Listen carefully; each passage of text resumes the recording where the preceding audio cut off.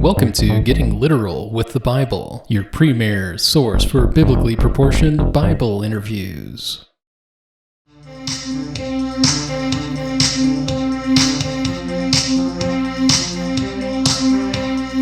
So what is your favorite thing to preach or teach from the book? You very early you had experience teaching from it, and so I want to hear something about that. Yeah. So there's so many good stories, that I could think of. There's the story of when the ark is captured by the Philistines and brought Yes. around to different towns, and then it's brought back on these cows that are unyoked, and somehow they just go mooing along all the way home. There's the story of Hannah and Peninnah in the beginning, Saul and David, all of these things. But I think the pinnacle of the book is David and Goliath. Just the way that that's worked in my life, and I think that it's important from my perspective to help people look deeper into that story, because personally, I think primarily it's not necessarily about me being David, and me trying to slay the Goliath in my life.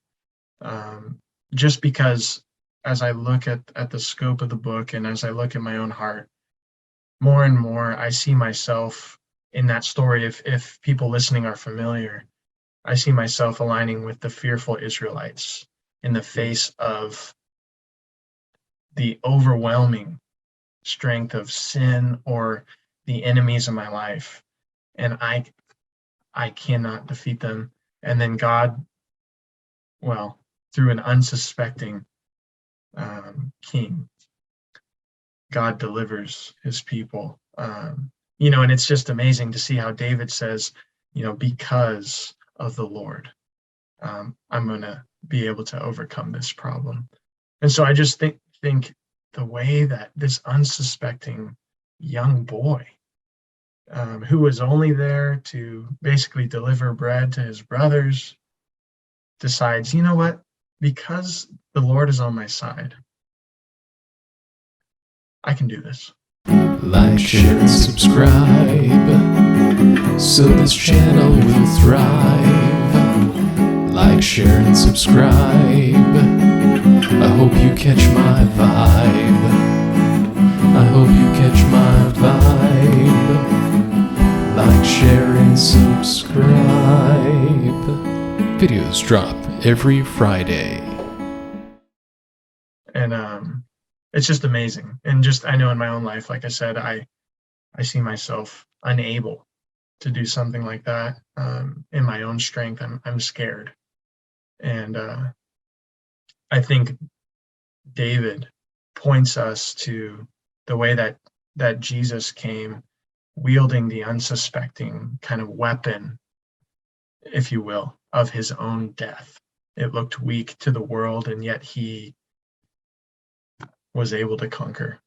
So anyways, I just think that story is so magnificent for so many reasons.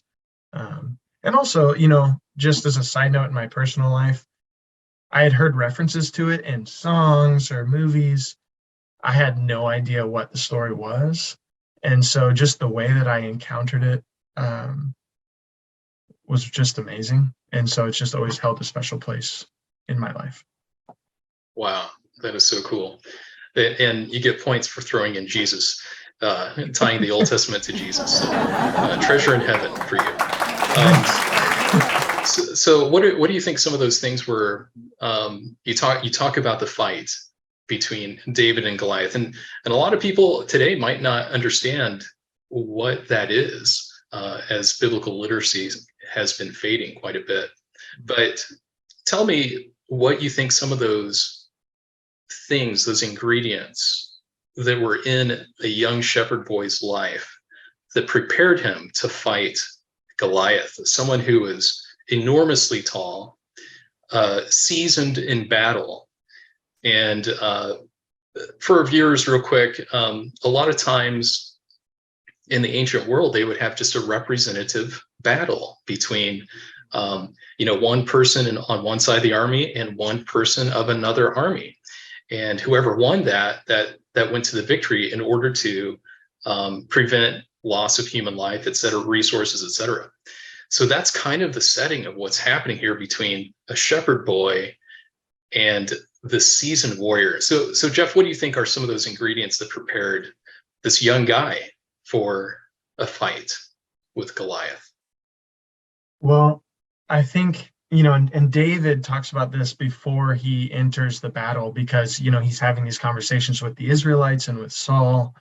He's trying to gauge what's even going on as he shows up to this fight, and he sees God's people cowering in the face of, as he says, an uncircumcised Philistine, which sort of represents an enemy to God's people. And so I think some of those ingredients he mentions himself. He speaks of his experience as a shepherd boy, to protect the sheep when a lion came or when a bear came and took a lamb from the flock. Yes. And he ties it all back in to the fact that God is watching over him and his life. And so I think, like the people of his day, Jesse shows himself to be a good father because David knows God. David, I'm sure, has heard the scroll of Moses read and has believed the promises. He's held on to this awesome picture of God who delivered his people. I'm sure he's heard the stories. And they weren't just ritual to him, they were real. And so God meant something to him, even just as a boy. He obviously treasured the Lord and his promises.